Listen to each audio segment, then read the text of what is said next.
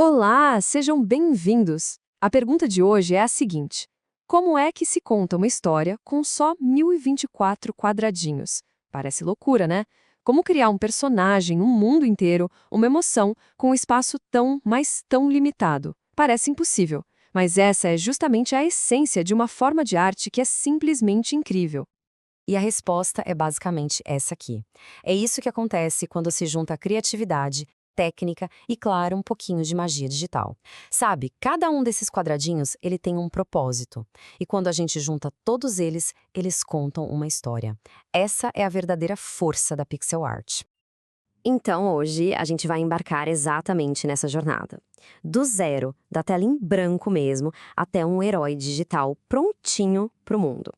A ideia é desconstruir todo o processo, sabe? Passo a passo, para a gente entender como é que esses pontinhos minúsculos se transformam em ideias gigantes. Pensa só, quem já jogou Stardew Valley ou Celeste sabe do que eu tô falando. Como é que esses jogos constroem mundos tão inteiros, tão imersivos, só com quadradinhos? Eles não estão nem aí para gráficos hiperrealistas. O lance deles são pixels. Pixels cuidadosamente colocados. O segredo, no fim das contas, não está na quantidade de pixels, mas em como cada um deles é usado. E para a gente desvendar esse segredo, o nosso roteiro de hoje é o seguinte. Primeiro, a gente começa com a tela em branco, que é a organização, a base de tudo. Depois, a gente parte para o código da forma, para dar um corpo para a nossa ideia. Em seguida, vem a alquimia da cor, para dar vida de verdade. Aí, na forja digital, a gente prepara a arte para o mundo. E por último, vitrine e autoria, para saber como mostrar o trabalho e entender quem é o dono dele. Bora lá então. Primeira parada, a tela em branco. Antes mesmo de pensar em desenhar o primeiro pixel, vem a organização. Isso é sério. Em qualquer agência de games profissional, a arte só rola se tiver uma estrutura muito sólida por trás. E o nome chique para isso na indústria é pipeline. Pensa só, estúdios gigantes como a Disney ou a Nintendo. Lá, um arquivo perdido não é só, ops, perdi. É tempo e principalmente dinheiro indo pro ralo. Um pipeline bem feito é o que garante que tudo flua, sabe? Sem dor de cabeça. E olha, um pipeline profissional começa com algo bem simples, uma boa organização de pastas. É lógico. Primeiro tem a pasta raiz, que é onde fica o projeto todo. Depois a de referências, ali vai toda a inspiração, as guias, aí vem a pasta processo. Pensa nela como uma oficina, o lugar onde errar tá liberado, sabe? É para experimentar. E por fim, a pasta final. Essa é a vitrine. Ali só entra o trabalho finalizado, prontinho para o cliente ver. Ok, casa arrumada, agora sim a gente pode começar a criar de verdade. E o primeiro passo é dar forma para uma ideia. O grande segredo aqui está no poder da silhueta. Mas antes, vamos entender com o que a gente está trabalhando. O pixel, ele é tipo o átomo da imagem digital, a menor parte de tudo. Numa telinha de 32 por 32 pixels, a gente tem exatos 1024 desses átomos para construir um personagem inteiro. Então, assim, cada um deles conta. E muito. E essa frase aqui é fundamental. Se a sombra é reconhecível, o design é bom. Pensa rápido, a silhueta do Pikachu, do Mickey Mouse, a gente reconhece na hora, né? Só pela sombra. É isso. Se a forma básica, a silhueta, já é forte e reconhecível, o design tem uma fundação sólida pra caramba. Esse é o famoso teste da silhueta. O lema aqui é: menos é mais. A chave de tudo é a síntese.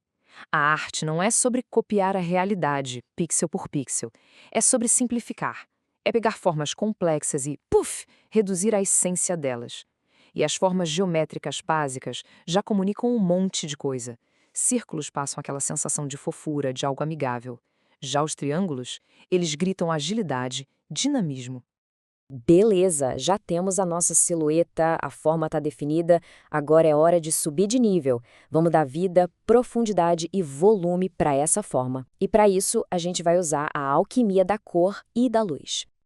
Olha, tem uma técnica que é batata, funciona muito bem. A técnica dos 3 tons. É bem simples. Primeiro, tem que decidir de onde vem a luz, da direita, de cima. Depois, a gente aplica uma cor base, chapada mesmo. E por fim, a gente adiciona um tom mais claro onde a luz bate e um tom mais escuro na sombra. Pronto, isso já cria uma ilusão de volume que é instantânea. Agora, para quem curte aquele toque mais retrô, mais clássico, existe o dithering. Essa técnica é genial. Ela veio lá da época em que os videogames tinham pouquíssima memória. A ideia é intercalar pixels de duas cores para criar a ilusão de uma terceira cor, um gradiente suave. O que nasceu como uma necessidade para economizar memória acabou virando um estilo, um efeito estético super icônico. Certo, nossa obra de arte está pronta. Mas calma lá, o trabalho ainda não acabou. Agora a gente entra na forja digital. O que é isso? É basicamente preparar a nossa arte para ela ser vista do jeito certo no mundo, em qualquer tela. E aqui a gente resolve o famoso mistério do borrão, um problema que assombra muito iniciante. Sabe quando a pixel art aumenta de tamanho e fica toda borrada? É por causa do algoritmo de escala. A opção bilinear tenta suavizar as bordas, o que para uma foto é ótimo, mas para pixel art é um desastre, destrói tudo. O jeito certo é usar Nearest Neighbor. Ele mantém os quadradinhos bem nítidos, definidos, do jeito que tem que ser. Outra coisa super importante, o formato do arquivo. JPG é ótimo para fotos porque ele comprime bem o arquivo, deixa ele menorzinho. O problema? Ele faz isso perdendo qualidade, o que para pixel art é péssimo. O formato ideal, sem dúvida, é o PNG. Ele preserva a qualidade de cada pixel e, de quebra, ainda permite usar fundo transparente. Ufa!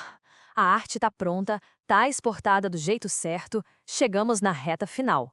Agora é hora de mostrar o trabalho para o mundo e, tão importante quanto, entender de quem é essa criação. E para mostrar o trabalho, a gente precisa de um portfólio. Mas, atenção, portfólio não é um depósito de imagens onde se joga tudo de qualquer jeito. Não. Ele é uma vitrine profissional. Ele conta uma história. A hierarquia visual é a chave de tudo. O que a pessoa tem que ver primeiro? O título, depois a imagem, e só então a descrição. E a navegação, pelo amor de Deus, tem que ser simples. Início, projeto, sobre mim. Simples e direto ao ponto. E aí vem a pergunta de $1 milhão. Quem é o dono da obra?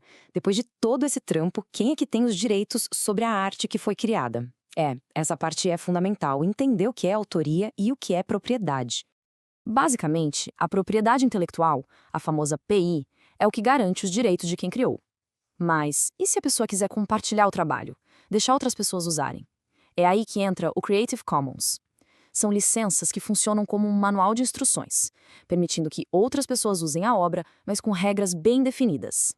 E esse exemplo aqui é perfeito para mostrar como se apresenta um trabalho.